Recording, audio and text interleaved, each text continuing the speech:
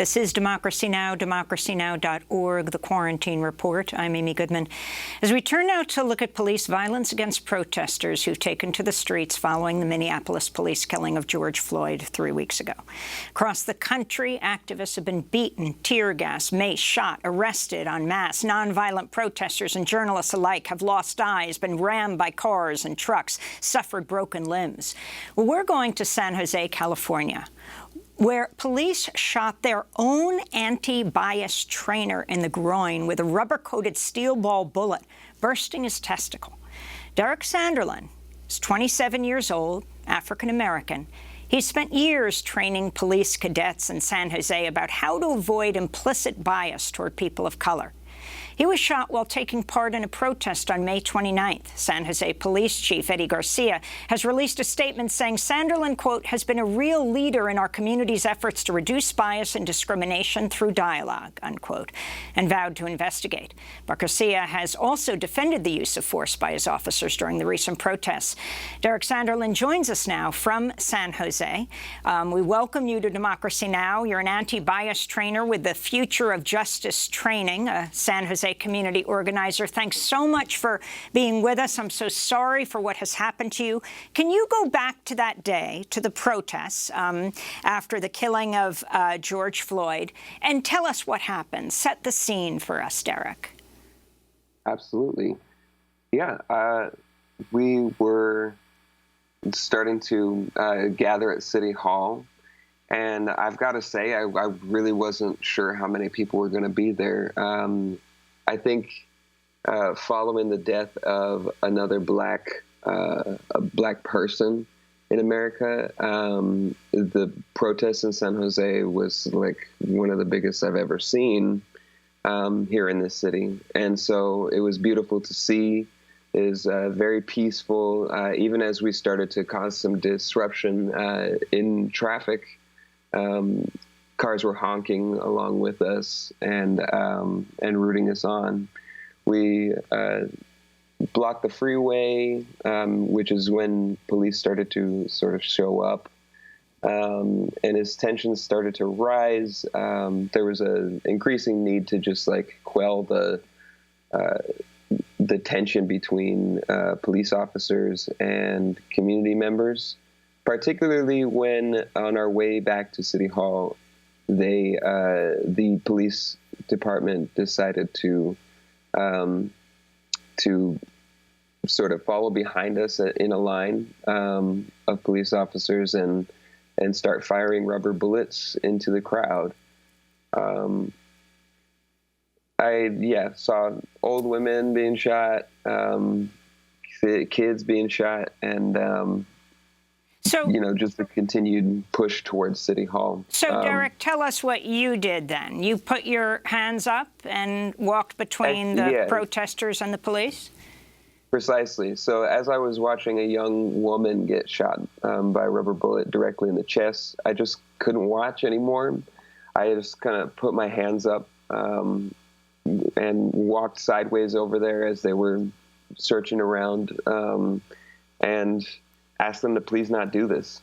And, they were sort of, at bay for the moment. And as I was continuing to say, just no, please don't do this, another cop came up from behind them and pointed his riot gun right at me and said, move. And I just kind of pulled my sign over my chest, and with a lot of fear was just kind of shaking my head no. And he said, you're not going to move. And I just kind of stood there, and he fired his riot gun, and I didn't realize until impact that he had been aiming at my groin, I fell to the ground, but luckily there were a couple people who I knew who were standing nearby when everything unfolded, and I was luckily taken away from harm's way after that. So you were taken to the hospital? I actually didn't go to the hospital that night, even though it was the worst pain that I've ever experienced. I figured, ice and sleep it off.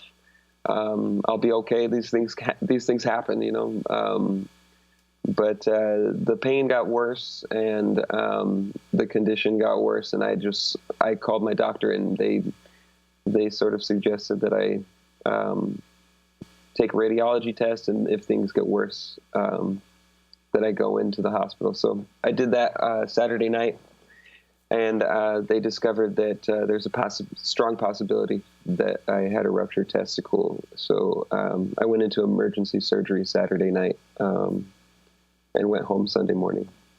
And what is your prognosis? What did the doctor say?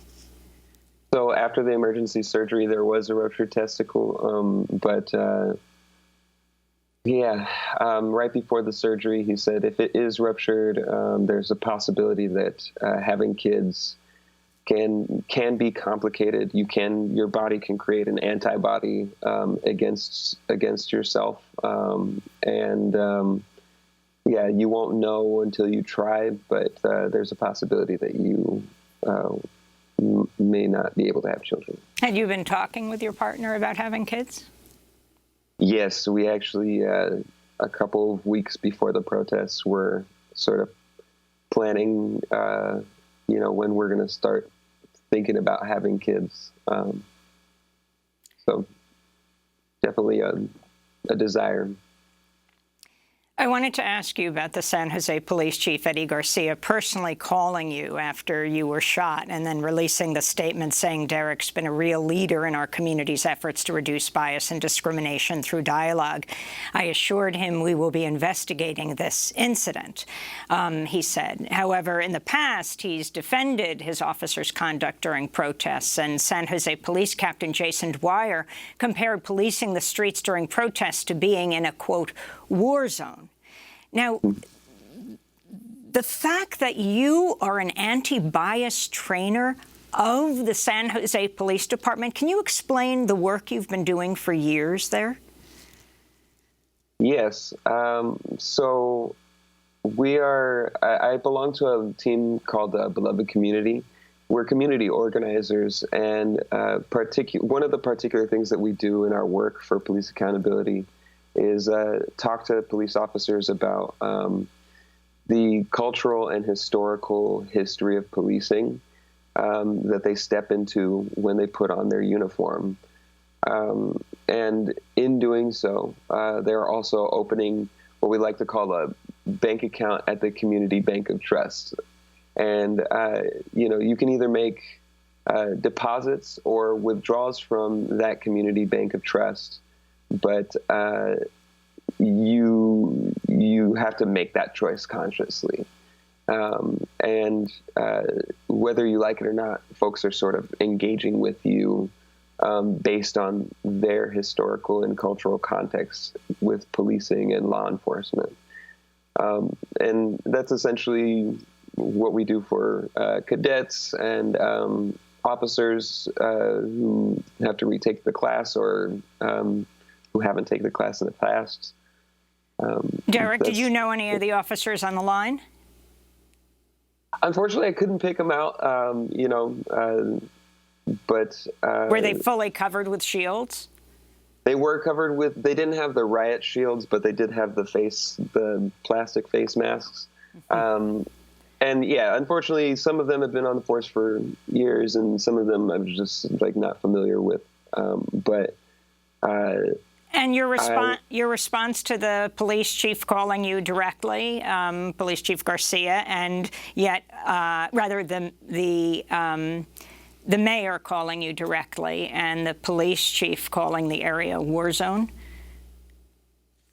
Unfortunately, the conversation that the community has been having out here is if our public officials perceive what happened on the 29th, the 30th, and the 31st as a war zone, then it sort of assumes that our community is being, that the war is between the community and the police, which is a strange way to paint the community that you're called to serve. I respect the chief a lot, and Sorry, I misidentified. The chief is Eddie Garcia. Yes, that's right. Yes. Chief Garcia. I do respect Chief Garcia and respect the mayor.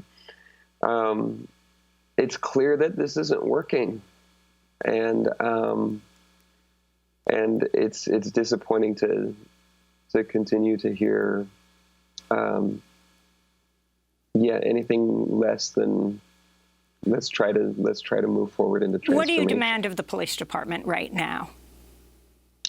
I have been holding a lot of tension over the years with a lot of the deaths that have happened in the city. I think it's high time that we listen to the families that have experienced that and defund the police department. Divest from school cops and internal investigations. Things like this in order to reinvest into the community, have better school programs, have a strengthened civilian oversight that's independent from the police department, and just really, I'm asking my city officials to listen to their community when we say we need to reimagine public safety. And your thoughts when you heard that Rayshard Brooks had been killed now in Atlanta, like you, a 27-year-old African-American man? Yeah, that seriously broke my heart, especially given, some of the words from Killer Mike. I've never been to Atlanta. I don't know anything about Atlanta, but I have heard of the Mecca, and so it's difficult to hear.